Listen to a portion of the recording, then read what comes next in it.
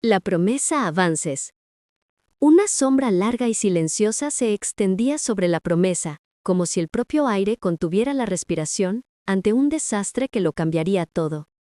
Aquella noche, Manuel y Curro, dos hermanos divididos por el dolor y un pasado roto, estaban a punto de unirse en una alianza tan feroz e inesperada que amenazaba con destruir al hombre que durante décadas había reinado con miedo y crueldad, Lorenzo de la Mata. Su caída parecía inevitable, y sin embargo, nadie podía prever cómo sucedería ni qué verdades emergerían entre mentiras consumadas y sombras nunca vistas. Mientras las habitaciones doradas del palacio se teñían de oscuridad y pensión, un secreto guardado durante demasiado tiempo se preparaba para estallar, uno capaz de reescribir destinos y dejar a todos boquiabiertos. Si no quieren perderse nada de lo que viene, escriban sí en los comentarios, y muy pronto llegará un nuevo video. Hasta la próxima. Todo comenzó en la aparente quietud de la tarde, en el silencio casi sagrado del estudio de don Alonso, donde el péndulo marcaba las 3 con un sonido grave y obsesivo. Manuel, que había entrado solo para recoger documentos sobre la compañía de motores para presentarlos a los inversores de Madrid, no imaginaba que aquella estancia, impregnada del antiguo aroma de la madera y los recuerdos, le entregaría la pista capaz de cambiar para siempre el destino suyo, de Curro y de toda la promesa. El marqués estaba afuera a caballo con Martina, como siempre a esa hora, y la ausencia de pasos y voces hacía que el ambiente pareciera sospechosamente inmóvil, como si el propio palacio contuviera el aliento. Caminando entre los retratos, su madre, Cruz, austera y distante, su padre, joven y despreocupado antes de que el peso del mundo cayera sobre él, y, casi oculto, el frágil rostro de Dolores Expósito, madre de Curro, incluido recientemente por don Alonso en un gesto tardío pero significativo, Manuel sintió un estremecimiento de algo fuera de control.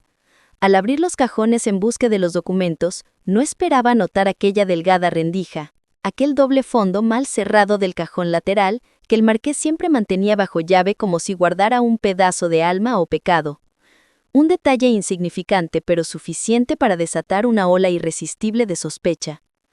¿Y si allí dentro estaba la verdad que nadie se había atrevido a pronunciar? ¿Documentos comprometidos, confesiones, pruebas de un pasado turbio? Sus manos temblaron al levantar la tabla de madera y descubrir el contenido oculto. Contratos, escrituras antiguas, hojas amarillentas y, sobre todo, una carta envuelta en terciopelo negro, como un relicario prohibido. Apenas vio la caligrafía, el corazón de Manuel se aceleró hasta dolerle. Aquella escritura arrogante, inclinada, estudiada, era de Lorenzo de la Mata, y la fecha, de más de 20 años atrás, quemaba como una hoja afilada. Al comenzar a leerla, la piel se le erizó.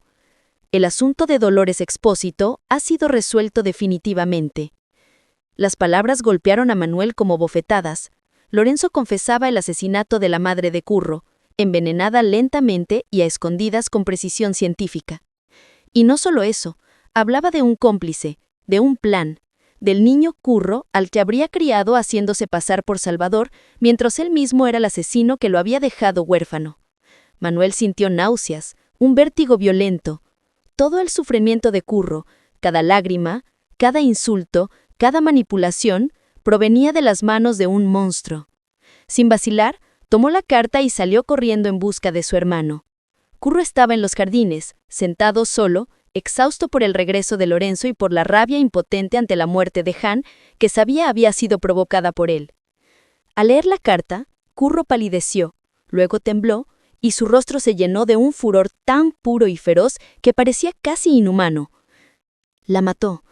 ¡Mató a mi madre!», susurró, con los ojos llenos de lágrimas ardientes de odio. Y todo se derrumbó. Todo cambió, porque Lorenzo no solo era el asesino del pasado. Manuel reveló que el hombre conspiraba también en el presente, dispuesto a robar los documentos de la legítima herencia de Curro para chantajear a don Alonso y tomar el control. Finalmente, don Alonso asintió con gravedad, consciente de que a veces, para combatir el mal, se necesitan métodos poco ortodoxos, y prometió: «Cuéntenme, seré testigo de todo lo que ocurra esta noche». Con todos los aliados posicionados, los hermanos Luján pasaron a la siguiente fase de su plan.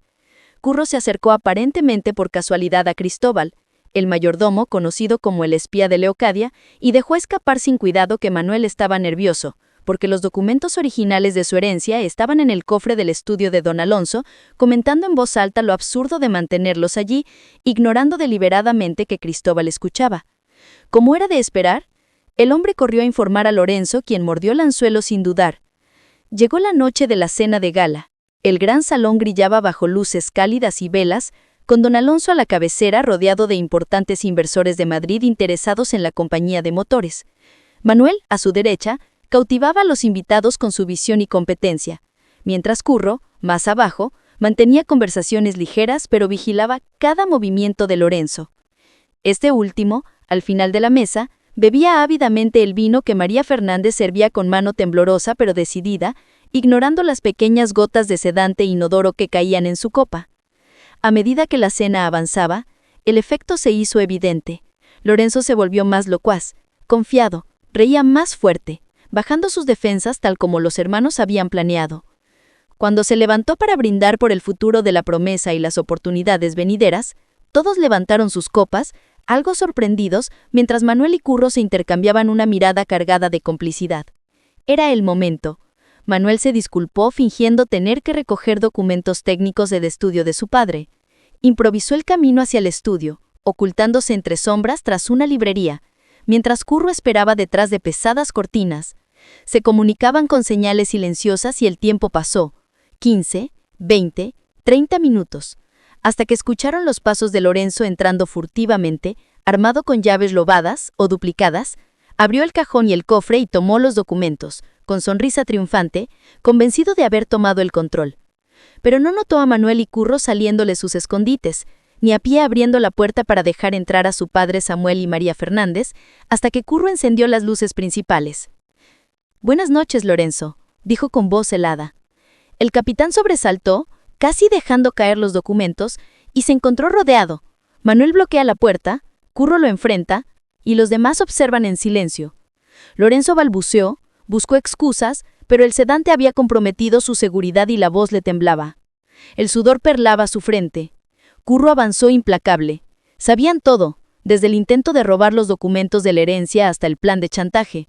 Cuando Curro sacó la carta en la que Lorenzo confesaba el asesinato de Dolores, el rostro del culpable palideció, los ojos abiertos por el terror, mientras Manuel confirmaba la veracidad de la firma y la confesión. Lorenzo buscó desesperadamente una salida, pero no había escapatoria. Estaba rodeado, con testigos presentes y su culpa escrita ante todos. Don Alonso llamó a Lorenzo a responder, y el peso de sus maldades explotó.